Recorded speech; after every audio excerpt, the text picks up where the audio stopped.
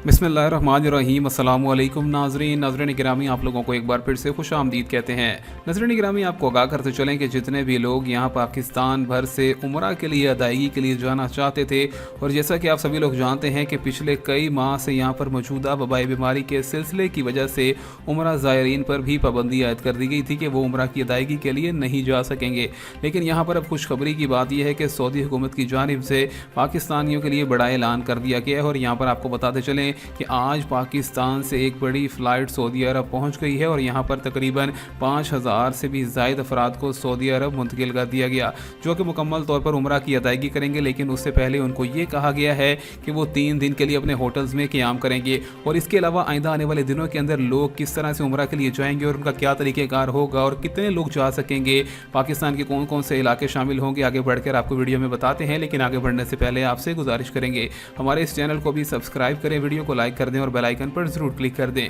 नाज़रीन गिरामी, यहाँ पर आपको आगाह करते चलें कि पाकिस्तान से सऊदी अरब जाने वाले वो लोग जो कि मुकम्मल तौर पर उम्रा की तैयारी में मसरूफ़ थे, उनके लिए यहाँ पर पिछले कई दिन पहले यहाँ पर ये मुकम्मल तौर पर एक बहुत ही ज़्यादा अफसोसनाक बात बताई गई थी कि पाकिस्तान से जितनी भी टूर्स कंपनियाँ हैं उनके सऊदी अरब से मामला तय नहीं पा रहे थे। लेकिन याद रखा जाए कि नवंबर से पाकिस्तानियों को ये मुकम्मल इजाज़त दी गई थी, लेकिन फिर भी उसके अंदर ताख़ीर होने के बायस यहाँ पर यह इजाज़त मुकम्मल होते होते तकरीबन दिसंबर तक पहुँच गई थी। और आज यहाँ पर सऊदी अरब से कई लोग यहाँ पर मुकम्मल तौर पर उम्रा की अदायगी कर रहे हैं, जिनके अंदर पाकिस्तानी काफ़ी ज़्यादा शामिल हैं। इसके साथ ही साथ आइंदा आने वाले दिनों के अंदर ये कहा गया है कि पाकिस्तान से सबसे पहले तमाम तर दुनिया के लिहाज से सबसे ज़्यादा तादाद को बढ़ाया जाएगा, यानी कि पाकिस्तान से ज़्यादा लोगों को उम्रा के लिए बुलाया जाएगा और दूसरे ममालिक से लोगों को कम बुलाया जाएगा, और ये आहिस्ता आहिस्ता दूसरे ममालिक की तादाद भी बढ़ती जाएगी। इसके हवाले से ये कहा गया है कि पाकिस्तानियों का अपना टेस्ट मुकम्मल तौर पर क्लियर करवाना बहुत ही ज़्यादा ज़रूरी होगा। लेकिन आपको यहाँ पर याद रखा जाए कि 3 दिन के लिए आपको होटल में क़याम करना होगा,